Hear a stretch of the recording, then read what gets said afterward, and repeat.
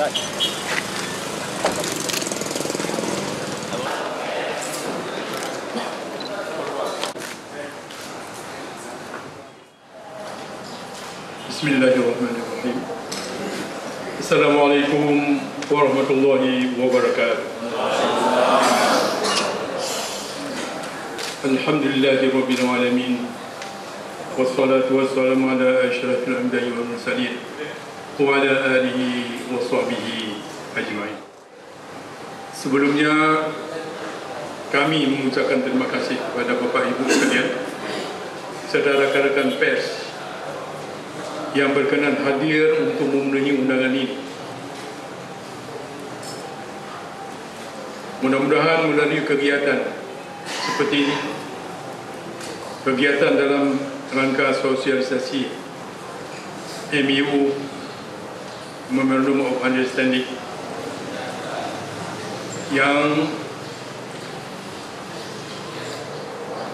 isinya, substansinya telah diimplementasikan sebahagian ke dalam undang-undang pemerintah Aceh. Walaupun semua telah diimplementasikan, tapi masih ada yang belum sesuai, seiring dan sejalan dengan apa yang telah kita dapat dalam perjanjian damai.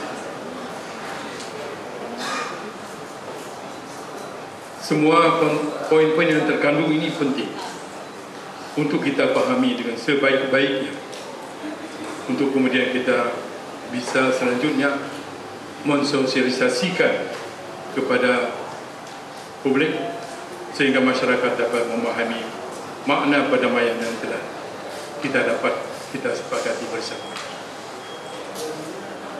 Untuk ini saya kira saya wajib memberikan apresiasi kepada pimpinan PWI dan seluruh jajaran.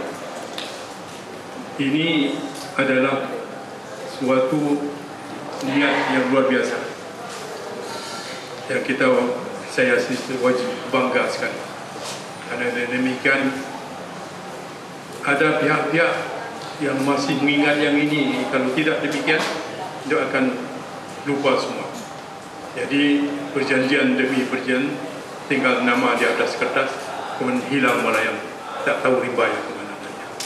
Marilah kita tepuk tangan sedikit dalam hari ini sebagai tanda terima kasih atas kepedulian ini. Dan ini dengan demikian kami juga bisa memahami dengan sebagus-bagus bahwa seperti yang dikatakan oleh Ketua PWI tadi, bukan karena ini bukan kepunyaan seseorang, bukan kepunyaan segelongan atau segelintir manusia atau segelongan manusia yang ingin mengambil kesempatan dalam hal ini. Tidak, ini kepunyaan kita bersama. Wartawan adalah pejuang ulu, di samping pejuang-pejuang yang waktu peperangan menggunakan senjata, tapi wartawan tidak ikut. Juga tidak kurang pentingnya, wartawan juga memberikan nyawanya kadang-kadang bersama-sama dalam perjuangan apapun. Perjuangan dalam pemakaian senjata, mereka ikut. Sekarang saya sedang mendapat kepercayaan daripada rakyat Aceh untuk berdiri di depan. Maka ini salah satu yang penting bagi saya adalah memperjuangkan ini. Ini hari saya cukup berbangga, ya, kawan-kawan semua, rekan-rekan daripada wartawan ikut serta memikirkan apa yang saya katakan. Terima kasih. Bukan arti habis perjanjian, berunding di sana, berunding di sini, pulang di situ, pulang ke rumah habis tutup buku, tidak ada apa-apa lagi. Akhirnya tulah atung dengan item terpetan nol. Karena harusnya apa yang kita telah sepakati dengan duduk bersama, ya, bertemu muka satu barisan perwakilan daripada pemerintah Republik Indonesia, satu barisan lagi adalah Gerakan Aceh Merdeka pada waktu itu, karena Gerakan Aceh Merdeka memperakasai ini. Mereka telah mengorbankan segala-galanya, termasuk semua. Saya juga salah seorang di antara mereka-mereka itu. Saya mengikut berjuang pada waktu itu di bawah pimpinan almarhum Tengku Hasan di Tiro, yang beliau telah berpulang ke rumah Allah, tidak meninggalkan apa-apa, hanya apa yang beliau amanatkan kepada kita. Berjuang mungkin secara memakai senjata itu lebih mudah daripada mempertahankan isi daripada perdamaian, yang artinya adalah perdamaian itu lebih mahal daripada menggunakan senjata dalam berjuang konflik. Maka ini harus hati-hati sekali. Sedikit salah langkah maka salah.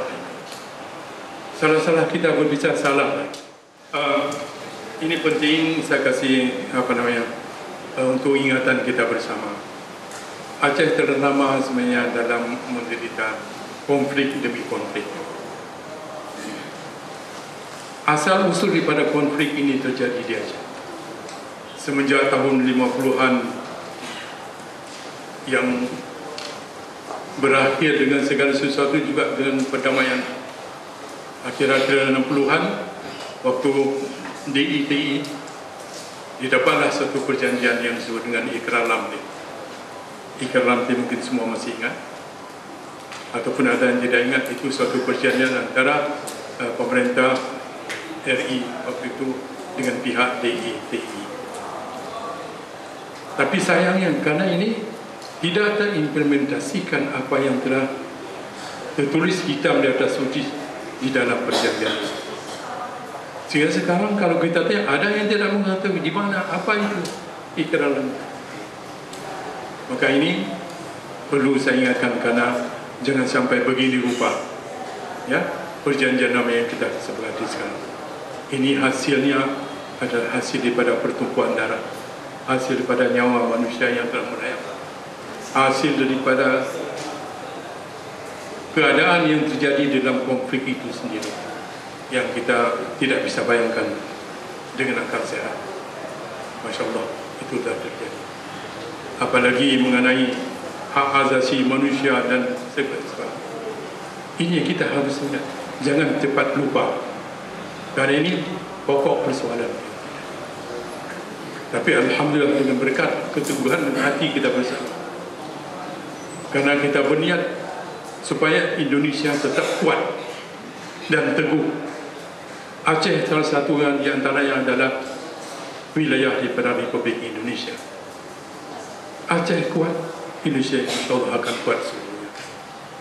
Juga diikuti oleh wilayah-wilayah di seluruh Indonesia. Aceh ini penting bagi Indonesia. Kenapa? Karena di Aceh inilah yang mula-mula yang tidak pernah menurunkan bendera merah putih dari awal sampai dengan sekarang. Karena bagi kita tidak hanya mau disebut-sebut ini sebagai lip service bahwa ini Aceh daerah modal, tapi tidak ada dipraktekkan apa yang dimaksudkan daerah modal. Banyak yang lupa, pemimpin-pemimpin waktu itu di pemimpin Indonesia lupa pada yang ini. Maka sekarang kita berhasrat supaya ini jangan dilupakan. Aceh tidak boleh dilupakan, karena Aceh ini termasuk salah satu bahagian daripada Republik Indonesia yang berdiri teguh dari awal sampai dengan sekarang, ya, yang berdiri karena Indonesia. Juga dalam perdamaian ini, konflik yang telah demikian lama terjadi, kita bisa selesaikan dengan berkat kerjasama, pengertian bersama, kesepahaman bersama yang terjadi di Helsinki. Kita bisa selesaikan dalam waktu yang relatif singkat sekali. Konflik hampir 30 tahun bisa diselesaikan dalam masa 6 bulan. Masya Allah. Ini rahmat Allah. Tapi sekarang apa yang terjadi? Apa yang kita mau? Apa rakyat Aceh mau? Kenapa harus diperingatkan sekarang? Ini sudah 9 tahun. Bagi saya katakan ini wasting time. Waktu yang berlalu begitu saja, tanpa ada makna kepada kita. tanpa ada mana yang kita bisa realisasikan seluruh daripada MOU Helsinki itu substansinya, isinya ke dalam undang-undang pemerintah Aceh. Jadi bagi kita penting untuk diketahui ini semua. Karena yang seharusnya segala sesuatu yang tercantum ataupun tertulis dalam perjanjian damai yang telah kita dapati di Helsinki ini, ya, harusnya tanpa ada titik dan koma semua harus diimplementasikan ke dalam undang-undang pemerintah Aceh. Supaya jelas, habis. Ya. Aceh sudah aman, Indonesia insyaAllah akan aman. Tentang paham-paham ataupun masih ada mungkin pemahaman daripada pemerintah pusat, dan bukan semua, yang menyebabkan ini kacau balau. Kalau ini kita lepaskan, kalau itu kita lepaskan, ini Aceh akan merdeka. Masya Allah.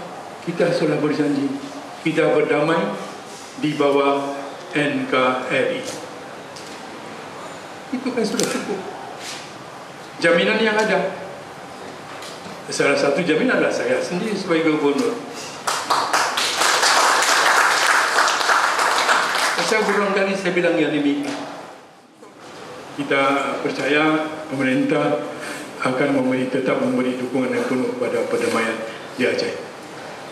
Meski demikian adalah wajar jika kita terus melakukan evaluasi atas perkembangan implementasi perdamaian itu sendiri.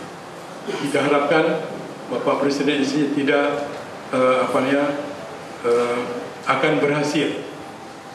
Ini beliau juga sudah berjanji di depan rakyat Aceh waktu PKA waktu itu. Kita harapkan beliau itu ingat. Kalau tidak terpaksa berlanjut kepada pemerintah yang memimpin masa depan Indonesia. Memang sangat sayang, ya? Tapi kita harapkan tidak demikian.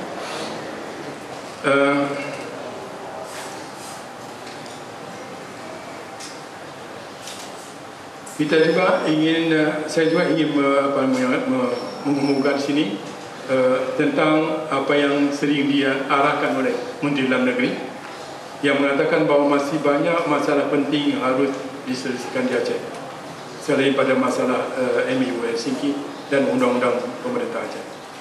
Namun sekecil apapun persoalan, jangan sampai kita abaikan, apalagi jika kita menyangkut dengan harga diri pada rakyat Aceh, ada diri daripada kita semua.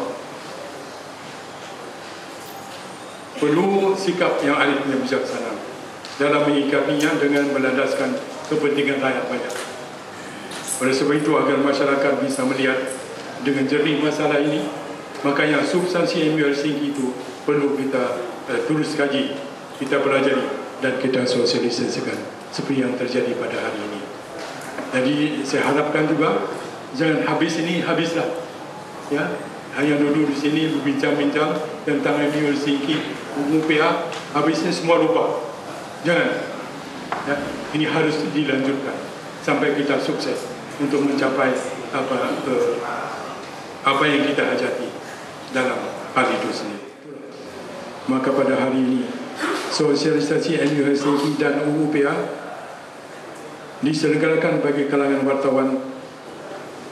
Ini yang telah terjadi sekarang, yang terjadi di Banda Aceh ini. Dengan demikian kita doakan insyaAllah kegiatan ini akan terus berlanjut, dan tidak hanya di Banda Aceh tapi juga akan berlanjut di kabupaten dan kabupaten kota yang lainnya. Untuk itu sekali lagi saya mengucapkan ribuan terima kasih kepada PBI yang telah berkenan terlibat dalam kegiatan sosialisasi yang mulia ini. Semoga kerjasama ini terus kita perkuat demi suksesnya perdamaian Aceh. Amin. Amin ya rabbal alamin.